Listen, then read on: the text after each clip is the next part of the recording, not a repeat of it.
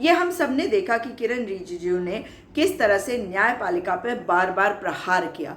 इसलिए ये सोचना लाजमी हो जाता है कि उनको कानून मंत्री के पद से इसलिए हटाया गया क्योंकि वो बार बार केंद्रीय नेतृत्व की तरफ से कानून मंत्री होते हुए न्यायपालिका पर सवाल उठाते रहे और एक जिसे कहते हैं आमना सामना सा होता रहा, आर पार होता रहा। और आपने देखा कि चीफ जस्टिस ने भी उनकी बातों का कई बार अपने तरीके से जवाब दिया अलग अलग जगहों पर।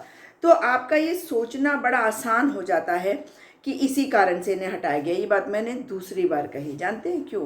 क्योंकि ये सोचना होगा कि उनको जो मंत्रालय दिया गया है वो है अर्थ साइंसेज, यानी कि जो रेयर अर्थ एलिमेंट्स होता है उससे रिलेटेड ये मंत्रालय है। यहाँ पर समझना होगा कि एक तीर से दो निशाने हुए। एक, अर्जुन मेघवाल जी को बनाया गया है कानून मंत्री और ये एक संदेश भी है आपके राजस्थान के आने वाले चुनाव के लिए। लेकिन दूसरी तरफ किरण रिजिजू को ऐसे ही नहीं हटाया गया। मैं नागालैंड में 1 महीने से ज़्यादा बिता के आई और मुझे ये समझ में आया कि वहाँ पे खनिज बहुत है, वहाँ पे रेयर अर्थ बहुत है, यानी कि नॉर्थ ईस्ट के इलाके में बहुत सारे मिनरल डिपॉजिट्स हैं जिनको लेकर मणिपुर के लोग भी बार बार कह रहे हैं कि हम पहाड़ी इलाकों में रहते हैं। कुकी और जितने हमारे नागा ट्राइब्स के लोग हैं वो कह रहे हैं कि हमारी ज़मीनों को कब्ज़ा करना चाहते हैं, इसलिए मेती कम्युनिटी का इस्तेमाल किया जा रहा है। जबकि मेतीज़ और कुकीज़ और नागा ये बहुत समय से एक साथ भी रह रहे थे। तो इसमें दिखता क्या है? दिखता ये है कि कहीं ना कहीं वो जो खनिज है उस पर किस तरह से जिसे कहते हैं कब्ज़ा किया जाए, उसके लिए रणनीति कैसे तैयार करा जाए। अगर पॉजिटिव तरीके से देखें तो उसको रणनीति कहेंगे कि देश के लिए उसका एक्सप्लॉयटेशन कितने बेहतर तरीके से हो। लेकिन दूसरी तरफ हमें भाजपा का चाल चरित्र चेहरा मालूम है। और नागालैंड में जो इंसर्जेंट्स का प्रॉब्लम था अंडरग्राउंड बन गया, उनको अंडरग्राउंड कहते हैं। और ऐसे करीबन 16-17 ग्रुप्स है जो अलग अलग टैक्सेस इकट्ठा करते हैं, इससे लोग परेशान भी रहते हैं। एक डिमांड है ग्रेटर नागालैंड की, क्योंकि मणिपुर का जो हिस्सा जहाँ पे नागा ट्राइब्स रहते हैं उसको अगर जोड़ दिया जाए तो एक ग्रेटर नागालैंड बन जाएगा। और मेतीज़ जो हैं, बहुत सारे मेतीज़ कहते हैं नहीं हम हिंदू नहीं हैं, बहुत सारे मेतीज़ कहते हैं हम हिंदू हैं।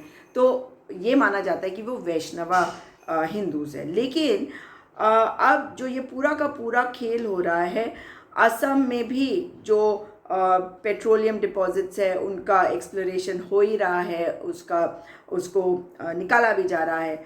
और नागालैंड में भी तेल जो है वो क्रूड ऑयल मौजूद है, वहाँ पे पेट्रोलियम, तो क्रूड ऑयल निकाला जा सकता है वहाँ से। उसी तरह से तो अभी मेरे को जो दो चीज़ें लग रही हैं, एक तो पूरे नॉर्थ ईस्ट को संभालने वाले हिमंता बिस्वा शर्मा कांग्रेस पार्टी से गए और कहीं ना कहीं जो कांग्रेस पार्टी से जाता है उसकी भारतीय जनता पार्टी में एक शेल्फ लाइफ होती है, क्योंकि उन्हीं के कारण सर्बानंद सोनोवाल को राज्यसभा का बर्थ देना पड़ा, वो मुख्यमंत्री नहीं बन पाए।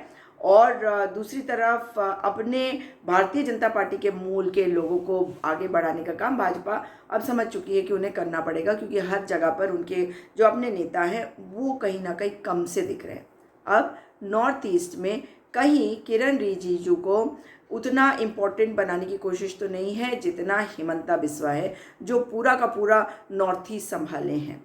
और किरण रिजिजू जो हैं, क्योंकि अरुणाचल प्रदेश से आते हैं, तो उनकी वैल्यू एक अलग भी हो जाती है कि चीनी जो समस्या रहती है उधर की तरफ, उसके लिए वो जवाब भी दे सकते हैं, बात भी कर सकते हैं। लेकिन कहीं उनको हिमंता बिस्वा शर्मा के समकक्ष खड़ा करके उसके आगे बढ़ाकर उनकी पावर को नॉर्थ ईस्ट में बढ़ाने की कोशिश तो नहीं हो रही है। दूसरी बात, नागालैंड में जो अंडरग्राउंड अर्लियर इंसर्जेंट्स वगैरह के जो हमेशा से डिमांड्स रहे हैं ग्रेटर नागालैंड के, उस चीज़ को भुनाने के लिए मणिपुर में ये जो पूरा का पूरा प्रॉब्लम हुआ है ये तो नहीं है। और उससे भी बड़ा कारण तीसरा कि जो खनिज पदार्थ है क्या उससे कोई लेना देना है। अडानी की एंट्री नॉर्थ ईस्ट में हो चुकी है और मैं ये जो खनिज की बात कर रही हूँ, एक और चीज़ आपको बता दूँ कि खनिज जो है जिनकी बात मैं कर रही हूँ, रेयर अर्थ्स, ये जो आपके कंप्यूटर के सर्किट्स वगैरह बनाने के लिए इस्तेमाल होता है, ये वो वाले, ये हैवी मेटल नहीं है, ये मतलब रेयर एलिमेंट्स बोला जाता है।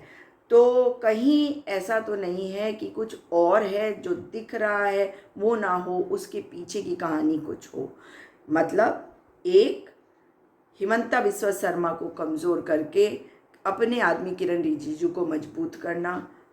दो, जो ग्रेटर नागालैंड वगैरह की जो डिमांड रही है, ग्रेटर मणिपुर, ग्रेटर नागालैंड, ये सब चलता रहा है, उसके लिए नहीं।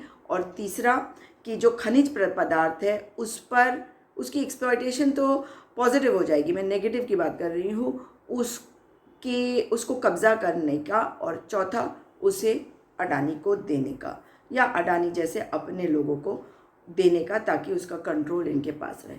आने वाला समय बताएगा कि सच्चाई क्या है, मगर देखते रहना होगा और इन पर नज़र बनाए रखनी होगी। अर्जुन मेघवाल, जिनको इन्होंने कानून मंत्री बनाया है, उनके बारे में एक बड़ा मज़ेदार किस्सा याद आता है। जब कोरोना चल रहा था तो उन्होंने एक भाभी जी पापड़ लेके आए और कहा कि ये जो भाभी जी पापड़ है इसको खाओ तो कोरोना भाग जाएगा। उसके बाद इनको 2 बार कोरोना हुआ। इनका भाभी जी पापड़ खाने से कोरोना भागा नहीं। लेकिन अब ये बनाए गए हैं कानून मंत्री, तो आने वाले समय में देखने की बात होगी कि अब और कार्टूनपना कौन सा चलता है। जो चल रहा था उससे ज़्यादा बढ़ के होगा या उतना ही होगा, कम तो होने का सवाल ही नहीं होता जब भाजपा के नेताओं की बात हो। याद है आपको, कभी कोई फटी जीन्स के बारे में बात कर देता है, इस तरह की अनाप शनाप की बातें ये सुनाई में आती रहती हैं इनकी। तो वेट एंड वॉच। मगर जो नॉर्थ ईस्ट में हो रहा है, जो किरण रिजिजू के साथ हो रहा है, ये सब को भी देखने की ज़रूरत है। केवल ये सोचने की ज़रूरत नहीं कि अर्जुन मेघवाल जो हैं वो राजस्थान से हैं, इसलिए उनको ये पोर्टफोलियो दिया गया। ये तो एक निशाना है। दूसरा निशाना नॉर्थ ईस्ट पर किरण रिजिजू के द्वारा हिमंता बिस्वा शर्मा के ऊपर भी हो सकता है।